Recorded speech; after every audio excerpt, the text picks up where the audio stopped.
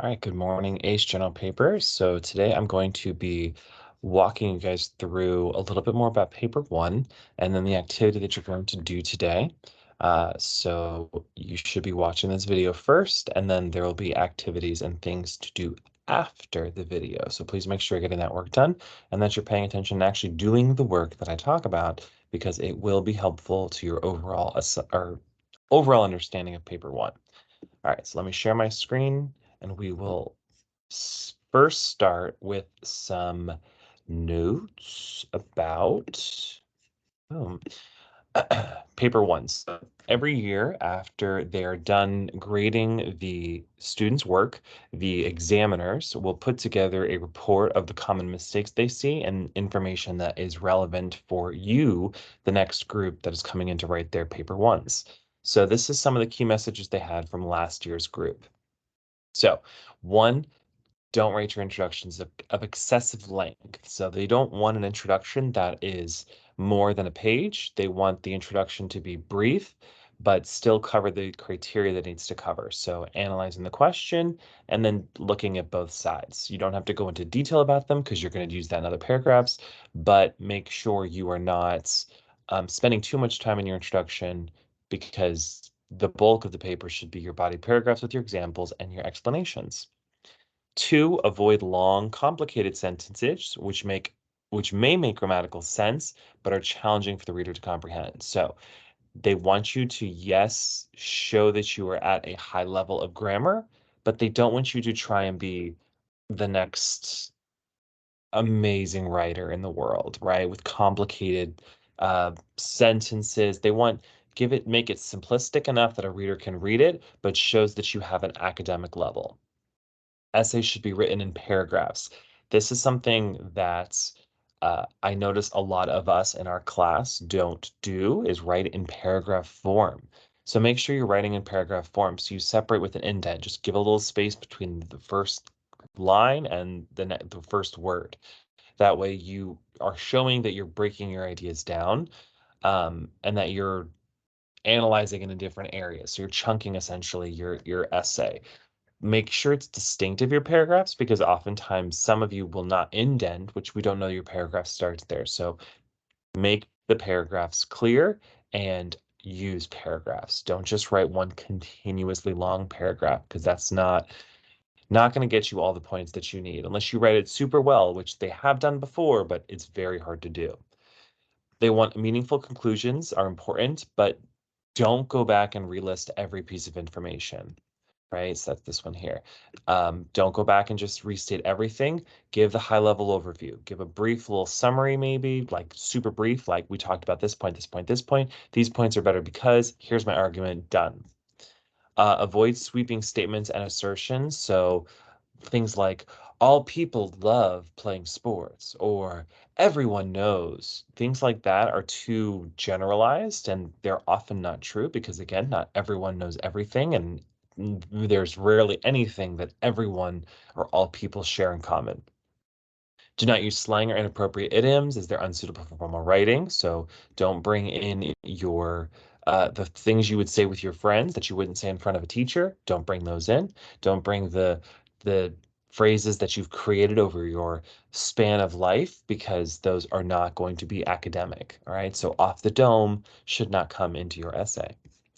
Don't use formulaic words and phrases to begin each new paragraph. So they don't want to see the firstly, secondly, thirdly.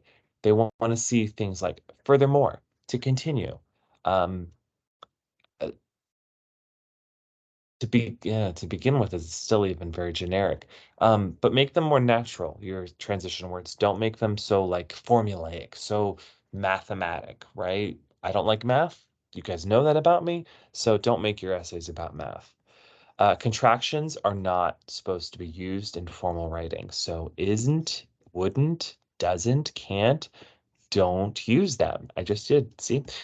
Instead, write them out. Should not, could not, would not, that shall not, right? Those are better, because what happens oftentimes is we make mistakes on these contractions anyway. We put the apostrophe in the wrong space. We don't put the apostrophe, or we use the wrong form of a word. So if you spell out the words instead of using the contractions, you're less likely to make a mistake, and it also is more formal writing. They want you to get to the 600 to 700 word range. So what this is saying is there isn't technically a penalty for not getting 600 words for going under. However, oftentimes when you do not meet the word count, you're not putting enough information in there to score a good score. So you've got 600 to 700 words. You have plenty of time to do it. I know it feels like it's not enough time, but you have enough time. So use your time and write as much as you can and get that 600 to 700 range. Careful reading of the understanding question is needed. So like in this year, apparently that was something they noticed, that people weren't analyzing the question in the beginning and then potentially weren't answering the question properly. So by analyzing the question in the introduction, you're able to then kind of decipher what the question's asking, and then you answer the question correctly. So make sure you are carefully reading. So look at all the parts of the question and then answer that question with what it's asking. And put an introduction, right? And then exemplification of each main idea is better included in the main body of the essay rather than in the introduction. So instead of breaking down, like I said before in the introduction part, instead of breaking down all the arguments you're going to stay in your introduction, like breaking everything down, save that for the body paragraphs. So the introduction paragraph is just introduce the ideas you're going to talk about. You're going to break them down in your body paragraphs. So that'll help reduce the length of your introduction and also make sure that your main idea paragraphs are much stronger. So those are the key messages. I'm not going to go over the rest of this. I will post this for you guys to peruse on your own. Not yet though, because I think I am going to use one of these prompts. So you're going to, you can look through them and you can see what they commented for each of the different questions that they ask. But that should give you a better understanding of what you should do on your paper one. So now we're going to actually today, you guys are going to work through today and tomorrow writing a paper one, but we're going to do it in parts. So not all of it together. So the first step is we're going to look at a high scoring paper one, and this I am going to post for you. I'm going to read the parts that I want you to read today because the handwriting is clear. I think it's not super hard to read, but it's small, so I can understand some people having difficulty. So I'm going to read the parts that you're going to work on in the chunks. So today I'm going to just focus on the introduction, and then you can read it on your own, or you don't have to listen to me read this. That's fine.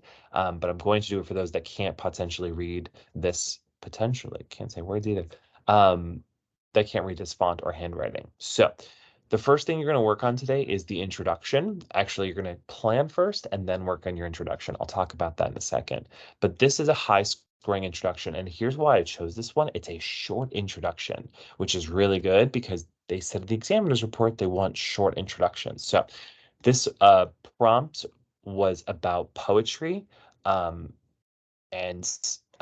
whether poetry helps men not be arrogant, something along those lines. So the first paragraph, introduction, here we go. Poetry can be very useful to many people.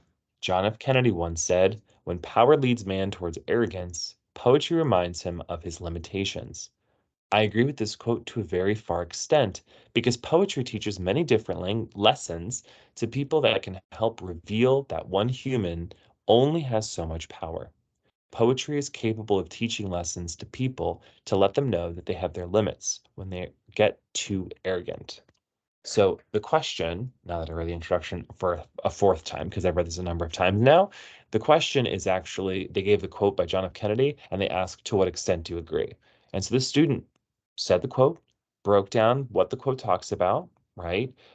Talks about what arrogance is, talks about what arrogance does, talks about how poetry can highlight arrogance, and then said to they actually said their argument in the introduction.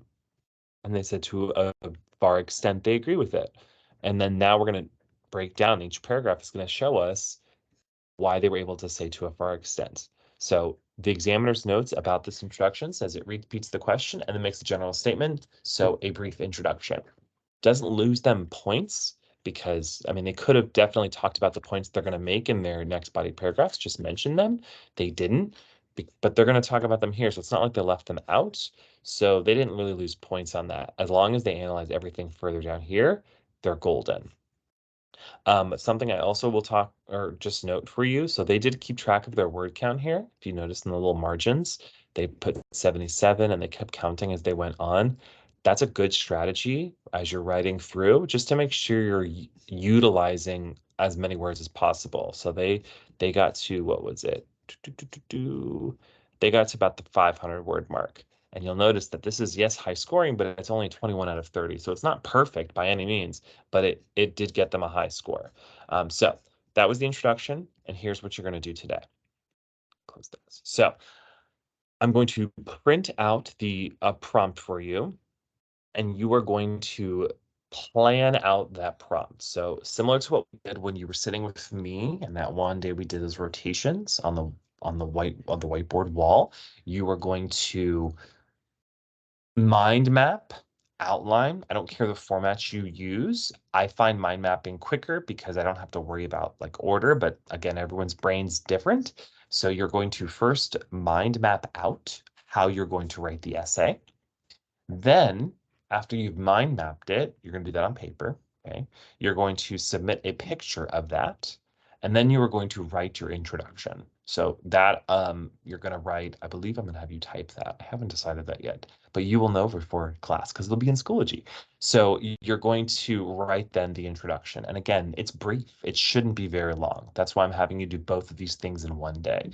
So the mind mapping should take you 5 to 10 minutes, if that. And then the introduction should take you maybe another 5 to 10 minutes because it's brief. And you already know what you're talking about because you planned it all in your mind map. So that's the plan for today. You're going to read the prompt. Remember, everything comes from the brain. Nothing comes from Google. Nothing is researched because you only have your brain on the day of the exam. We talked about this yesterday. You guys have so much knowledge in your brains that you could just have to find ways to apply that knowledge to the prompt that you're given. And we did it yesterday as a class, so hopefully that enlightened you on how you can actually do that. I think that you guys are in a better place right now with paper one, so I'm excited to see the work that you guys do. So take a second, read the prompts, plan out your mind map, and then write your introduction. And remember, the key part of the introduction is breaking down the question. So make sure you do that in your introduction. All right, go to Schoology, which you're already in, and do the next assignment.